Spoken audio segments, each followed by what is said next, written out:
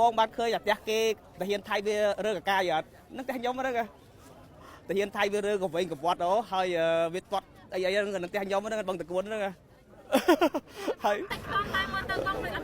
អត់ទេដោយសារតែយើងទីខ្តំនៅខាងក្នុងទៅពេលហើយយើងរក្សាផ្លូវចិត្តយើងឲ្យរឹងមាំតែយើងអត់មានផ្លូវចិត្តរឹងមាំទេយើងអាចឈឺក្បាលឬក៏យើងអាច stress ច្រើនអញ្ចឹងយើងដាក់ទុកក្នុងចិត្តប៉ុន្តែធៀបពិតយើងអត់ទៅសុបាយចិត្តទេហើយយើងព្យាយាមដើម្បីរក្សាផ្លូវចិត្តឲ្យល្អហើយ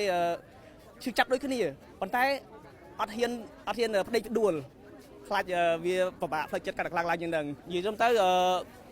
វាកើតយើងត្រូវតែមានការតស៊ូជានិច្ចហើយយើងដួលហើយត្រូវក្រោកឡើងវិញទោះបីអស់ក៏ដោយប៉ុន្តែអ្វីដែលយើងត្រូវចាំបាច់ត្រូវធ្វើគឺយើងព្យាយាមធ្វើការដើម្បីកសាងជីវិតសាថ្មីរហូតហើយយើងអត់ត្រូវបាក់ទឹកចិត្តទេទោះបីជា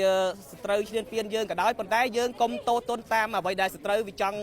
ឈ្នះយើងអញ្ចឹងយើងត្រូវតែខំប្រឹងឡើងវិញហើយរកប្រាក់ចិញ្ចឹមជីវិតចាំថ្ងៃឲ្យបានហើយថ្ងៃហ្នឹងខ្ញុំទៅនៅផ្ទះបងប្អូននៅពេញដែរគាត់ឲ្យសាក់នៅសិន